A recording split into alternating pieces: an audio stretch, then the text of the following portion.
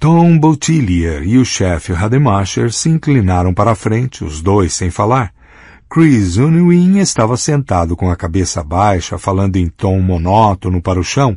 Essa era a parte que eles queriam ouvir. Essa era a parte que ia mandar pelo menos 2 cretinos para Thomaston. A feira não estava boa, disse Unwin. Estava tirando todos os brinquedos maneiros, sabe, como a roda do demônio e a queda de paraquedas. Já tinham colocado uma placa nos carrinhos bate-bate, escrito fechado. Não tinha nada aberto, só brinquedos de bebê. Então fomos para a área dos jogos e o Webb viu o Jogue até ganhar. Pagou 50 centavos e viu aquele chapéu que a bicha estava usando e jogou para pegar um, mas ficava errando e cada vez que ele errava, o humor dele piorava, sabe? E Steve, o cara que costuma sair por aí dizendo esfria a cabeça, tipo esfria a cabeça para isso, esfria a cabeça para aquilo, e por que você não esfria essa porra de uma vez, sabe? Só que ele estava com o humor fudido porque tomou um comprimido, sabe? Não sei que tipo de comprimido, um comprimido vermelho. De repente até era legal, mas ele fica atrás de Webb até eu achar que o Webb ia bater nele, sabe? Ele fica repetindo, você não consegue nem ganhar o chapéu daquela bicha? Deve estar muito doidão se não consegue nem ganhar o chapéu daquela bicha. Então a dona acaba dando um prêmio para ele, apesar do aro não ter acertado nada, porque acha que ela queria se livrar de nós. Não sei, talvez não, mas acho que sim. Era uma coisa de fazer barulho, sabe? Você sopra, ela enche, desenrola e faz um barulho de peido, sabe? Eu tinha um. Ganhei no Halloween, ou no Ano Novo, ou numa porra de feriado. Achava bem legal, só que perdi. Ou pode ser que alguém a tenha tirado do meu bolso na merda de parquinho da escola, sabe? Aí a feira está fechando e estamos saindo. E Steve ainda está no pé de Webb por ele não ter conseguido ganhar o chapéu da bicha, sabe? E o Webb não está falando muito, e sei que isso é mau sinal. Mas eu estava bêbado, sabe? Então eu sabia que tinha que mudar de assunto, mas não conseguia pensar em nada, sabe? Então quando entramos no estacionamento, Steve diz, aonde você quer ir? Para casa? E o Webb diz, vamos passar na porta do Falcon primeiro para ver se aquela bicha está por lá. Boutillier e Rademacher trocaram um olhar. Boutillier ergueu um único dedo e bateu na bochecha. Apesar de o pateta de botas não saber, estava falando agora de assassinato em 1º grau. Então eu falo, não, tem que ir para casa. E o Webb diz, está com medo de passar na porta daquele bar gay? E eu digo, porra, não. E Steve ainda está alto, eu acho. E diz, vamos fritar carne de viado. Vamos fritar carne de viado. Vamos fritar. 11. A sincronia foi perfeita para tudo dar errado para todo mundo. Adrian Mellon e Don Haggart saíram do Falcon depois de 2 cervejas, passaram andando pela rodoviária e deram as mãos. Nenhum dos dois pensou no que estava fazendo, era apenas uma coisa que eles faziam. Eram 22h20, eles chegaram na esquina e viraram à esquerda. A ponte do Beijo ficava a quase 700 metros rio acima dali. Eles pretendiam cruzar a ponte da rua Main, que era bem menos pitoresca. O Kenduskeag estava abaixo, como era comum no verão, com o máximo 1,20 m de água deslizando apaticamente pelos pilares de concreto da ponte. Quando o Duster chegou ao lado deles, Steve Dubai tinha visto os dois saindo do Falcon e apontou para eles alegremente. Eles estavam na metade da extensão. Dá uma fechada, gritou o Webb Garton. Os 2 homens tinham acabado de passar debaixo de um poste de luz e ele viu que estavam de mãos dadas. E isso o enfureceu, mas não tanto quanto o chapéu. A enorme flor de papel estava balançando loucamente de um lado para o outro. Dá uma fechada, porra! E Steve deu. Chris Unwin negaria participação no que se seguiu, mas Don Haggart contou uma história diferente. Ele disse que Garton saiu do carro quase antes de ele parar e que os outros 2 foram rapidamente atrás. Houve conversa, não foi boa. Não houve tentativa de irreverência nem de flerte falso da parte de Adrian naquela noite. Ele reconheceu que eles estavam com um problema bem grande. Me dá esse chapéu, disse Garton. Me dá, bicha. Se eu der, você vai deixar a gente em paz? Adrian estava ofegante de medo, quase chorando, olhando de Unwin para Dubai e Garton com olhos apavorados. Me dá essa porra. Adrian entregou o chapéu. Garton tirou um canivete do bolso esquerdo da calça jeans e cortou em 2 pedaços. Esfregou os pedaços no traseiro da calça e em seguida jogou no chão e pulou em cima.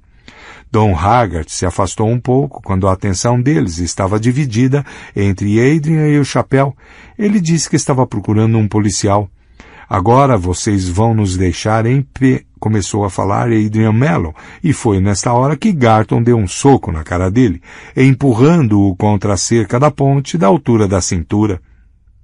Adrian gritou e levou as mãos à boca. Sangue jorrou entre seus dedos. Ade! Gritou Haggart e saiu correndo de novo.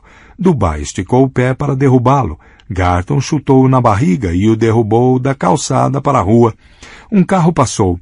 Haggart ficou de joelhos e gritou. O carro não diminuiu. Ele contou a Gardner e Reeves que o motorista nem olhou para trás. Cala a boca, viado, disse Dubai e chutou-o na lateral do rosto. Haggart caiu de lado na sarjeta, semi-consciente. Alguns momentos depois, ele ouviu uma voz de Chris Unwin mandando-o ir embora antes que ele recebesse o que o amigo estava recebendo. Em seu próprio depoimento, Unwin confirmou que deu esse aviso. Haggart conseguiu ouvir baques surdos e o som de seu amante gritando. Adrian parecia um coelho em uma armadilha, ele contou à polícia. Haggart rastejou de volta até ao cruzamento e as luzes intensas da rodoviária, quando estava a uma certa distância, se virou para olhar. Adrian Mellon, que tinha 1,65 m e pesava apenas uns 60 quilos, estava sendo empurrado de Garton para Dubai, para Union, uma espécie de brincadeira. O corpo dele se balançava como o corpo de uma boneca de pano. Eles estavam dando socos nele, golpeando, rasgando as roupas. Ele disse que enquanto olhava, Garton deu um soco na virilha de Adrian. O cabelo de Adrian caía sobre o rosto, sangue jorrava da boca e encharcava sua camisa. Webb Garton usava 2 anéis pesados na mão direita. Um era um anel da Derry High School e o outro ele tinha feito em uma aula com as letras D e B de metal entrelaçadas em alto relevo com 7 centímetros. As letras representavam Dead Bugs, uma banda de heavy metal do qual ele gostava muito. Os anéis cortaram o lábio superior de Adrian e quebraram 3 dentes de cima, perto da gengiva. Socorro! Gritou Haggart. Socorro! Socorro! Estão matando ele! Socorro! Os prédios na rua Main continuaram escuros e secretos. Ninguém saiu para ajudar, nem da única ilha branca de luz que marcava a rodoviária. E Haggart não via como isso era possível. Havia pessoas lá. Ele as tinha visto quando passou com Wade. Será que ninguém sairia para ajudar? Ninguém. Socorro, socorro, estão matando ele. Socorro, por favor, pelo amor de Deus. Socorro, sussurrou uma voz bem baixa à esquerda de Dom Haggart, e em seguida uma risada. Expulso o vagabundo. Garton estava gritando agora, gritando e rindo. Todos os 3, contou Haggart, e Gardner e Reeves, estavam rindo enquanto surravam Adrian. Expulso o vagabundo por cima da grade. Expulso o vagabundo, expulso o vagabundo, expulso o vagabundo, cantarolou Dubai rindo. Socorro, disse a voz baixa de novo, e apesar de ser uma voz grave, a risadinha soou depois de novo, e era como a voz de uma criança que não consegue se controlar. Haggart olhou para baixo e viu o palhaço, e foi nesse ponto que Gardner e Reeves começaram a relevar tudo que Haggart dizia, porque o resto era delírio de um lunático. No entanto, mais tarde, Harold Gardner se viu em dúvida. Depois, quando soube que o garoto Unwin também viu o palhaço, ou disse ter visto, ele começou a se questionar. O parceiro nunca teve dúvidas, ou nunca admitiria. Haggart disse que o palhaço parecia um cruzamento entre Ronald McDonald e aquele velho palhaço da TV, o Bozo, ou era o que ele pensou no princípio. Foram os tufos desgrenhados de cabelo que levaram essa comparação à mente, mas considerações posteriores fizeram com que ele achasse que o palhaço não se parecesse nem com um, nem com o outro. O sorriso pintado no rosto branco era vermelho, não laranja, e os olhos eram de um prateado cintilante, estranho. Lentes de contato, talvez. Mas uma parte dele achou na hora e continuou a achar que talvez prateada fosse a verdadeira cor daqueles olhos. Ele usava uma roupa larga com grandes botões laranja em forma de pompom. Nas mãos havia luvas de desenho animado. Se você precisar de ajuda, Dom, disse o palhaço, pode pegar um balão. E ofereceu vários que segurava na mão. Eles flutuam, disse o palhaço. Aqui embaixo, todos nós flutuamos. Em pouco tempo, seu amigo também vai flutuar. 12. Esse palhaço chamou você pelo nome, disse Jeff Reeves com uma voz totalmente sem expressão. Ele olhou por cima da cabeça baixa de Haggart para Harold Gardner e um olho deu uma piscadela. Chamou, disse Haggart sem levantar o olhar. Sei como parece. 13. Então vocês jogaram ele por cima, disse Boutillier. Expulso o vagabundo. Eu não, disse Unwin, erguendo o olhar. Ele tirou o cabelo dos olhos com uma das mãos e olhou para eles com desespero. Quando vi que eles realmente pretendiam fazer aquilo, tentei puxar Steve, porque eu sabia que o cara podia se machucar. Eram uns 3 metros até a água. Eram 7. Um dos guardas do chefe Rademacher tinha medido. Mas parecia que ele estava louco. Os dois ficavam gritando, expulso o vagabundo, e então pegaram ele. Webb segurou por debaixo dos braços e Steve pela parte de trás da calça e... 14. Quando Haggart viu o que eles estavam fazendo, correu na direção deles, gritando não, não, não, a plenos pulmões. Chris Unwin o empurrou para trás. Haggart caiu na calçada e bateu os dentes. Quer ir também? Sussurrou ele. Corre, querido. Eles jogaram Adrian Mellon da ponte na água. Haggart ouviu o som dele caindo no rio. Vamos sair daqui, disse Steve Dubai. Ele e Webb estavam indo para o carro. Chris Unwin foi até a murada e olhou para baixo. Ele viu Haggart primeiro, deslizando e se agarrando na grama da margem cheia de lixo para chegar até a água, e então viu o palhaço. O palhaço estava arrastando Adrian do outro lado com um dos braços. Os balões estavam na outra mão. Adrian estava encharcado, engasgado, gemendo. O palhaço girou a cabeça e sorriu para Chris. Chris disse que viu os olhos prateados, brilhantes e os dentes à mostra. Dentes grandes, disse ele.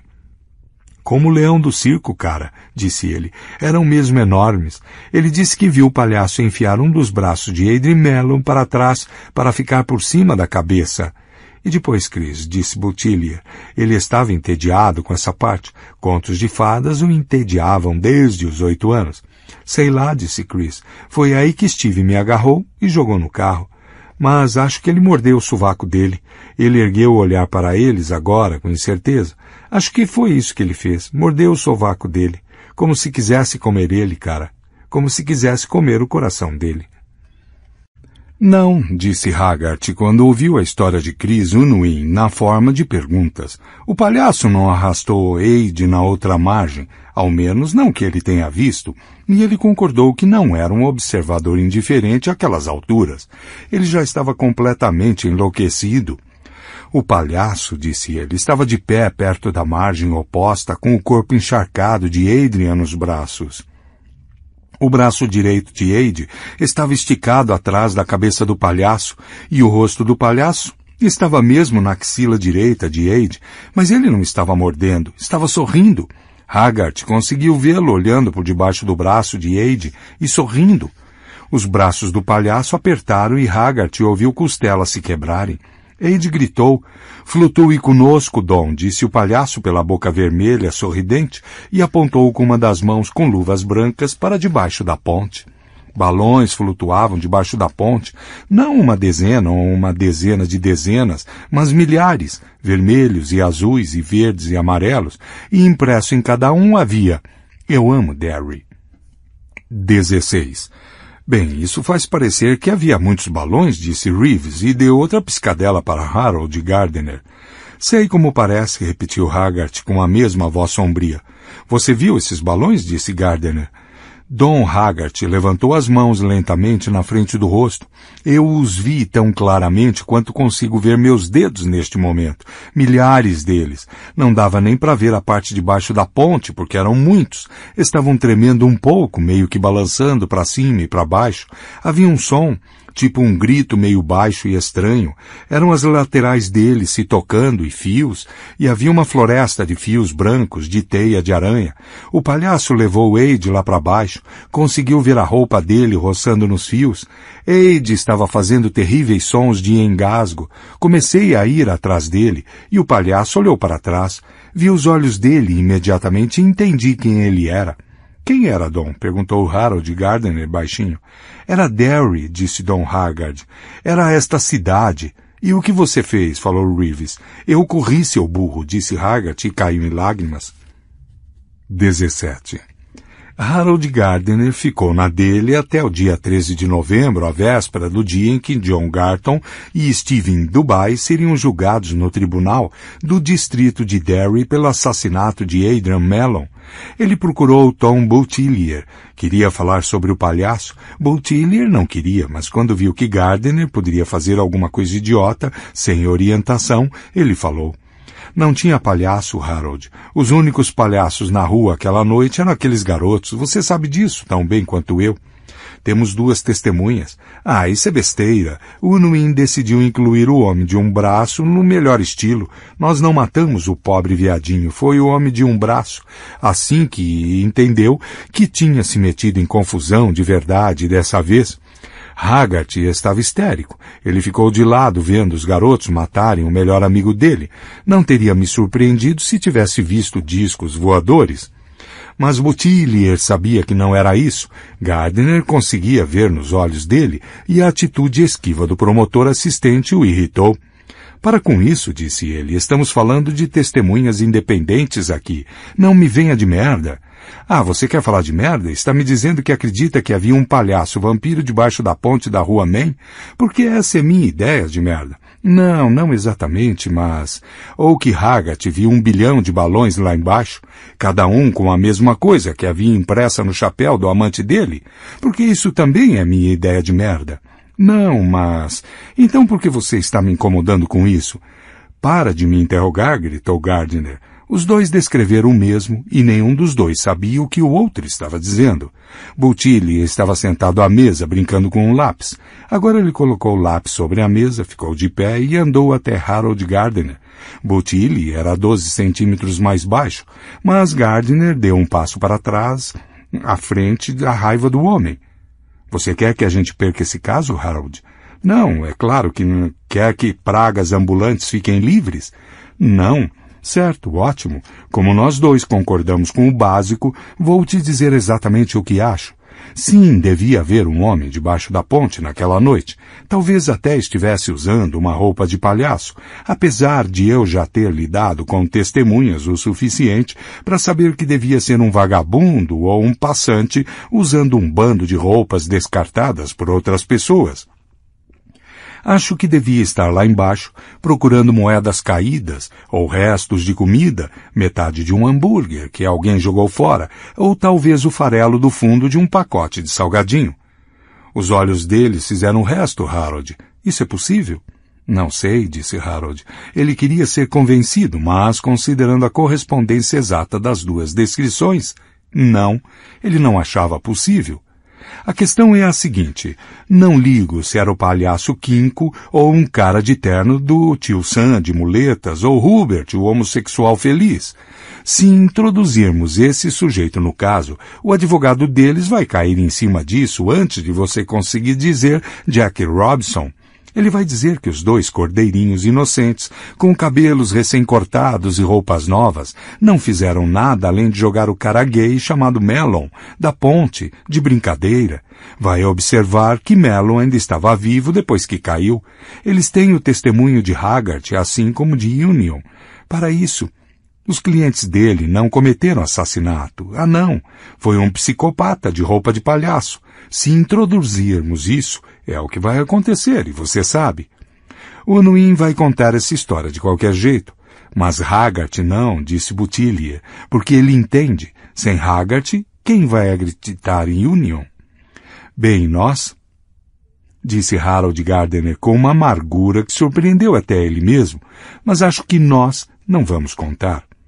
Me dá um tempo, rosnou Boutillier, levantando as mãos. Eles mataram o cara. Não só jogaram ele da ponte. Garton tinha um canivete. Mellon foi esfaqueado 7 vezes, inclusive uma vez no pulmão esquerdo e 2 vezes nos testículos. Os ferimentos batem com a lâmina. 4 das costelas dele foram quebradas. Dubai fez isso com um abraço de urso. Ele foi mesmo mordido. Havia mordidas nos braços, na bochecha esquerda, no pescoço. Acho que foram Unwin e Garton, apesar de só termos conseguido uma correspondência clara. E mesmo essa não deve estar claro bastante para ser usada no tribunal. Então tudo bem, um pedaço de carne sumiu do sovaco dele, e daí? Uns deles gostavam mesmo de morder. Deve ter ficado até de pau duro quando estava fazendo isso. Aposto em Garton, apesar de jamais conseguirmos provar. E o lóbulo da orelha de Mellon sumiu. Butilier parou e olhou para Harold com raiva. Se permitirmos essa história de palhaço, nunca vamos conseguir mandar prender os três. Você quer isso? Não, já falei. O cara era fruta, mas não estava machucando ninguém, disse Butilier. Então, do nada, aparecem 3 babacas de botas de motoqueiro e roubam a vida dele. Vou colocar os 3 na cadeia, meu amigo, e se souber que os cozinhos apertados deles foram arrombados em Thomaston, vou mandar cartões dizendo que espero que quem fez isso tenha AIDS. Muito ardoroso, pensou Gardner, e as condenações também vão ficar muito bem no seu registro quando você concorrer à vaga principal em 2 anos. Mas ele foi embora sem dizer mais nada, porque também queria ver os 3 presos. 18. John Weber Garton foi condenado por homicídio, culposo em 1º grau e sentenciado a cumprir uma pena de 10 a 20 anos na prisão estadual de Thomaston. Stephen Bischoff Dubai foi condenado por homicídio culposo em 1º grau e sentenciado a 15 anos na prisão estadual de Shawshank. Christopher Philip Union foi julgado separadamente como menor e condenado por homicídio culposo em 2º grau. Foi sentenciado a 6 meses no Instituto de Treinamento para Garotos de South Windham com liberdade condicional. Na época em que este texto é escrito, as 3 sentenças estão em recurso. Garton e Dubai podem ser vistos em qualquer dia olhando garotas ou jogando moedas no Parque Bassey, não longe de onde o corpo desfigurado de Mellon foi encontrado flutuando contra um dos pilares da ponte da Rua Main. Don Haggart e Chris Union saíram da cidade. No julgamento principal, o de Garton e Dubai, ninguém mencionou um palhaço.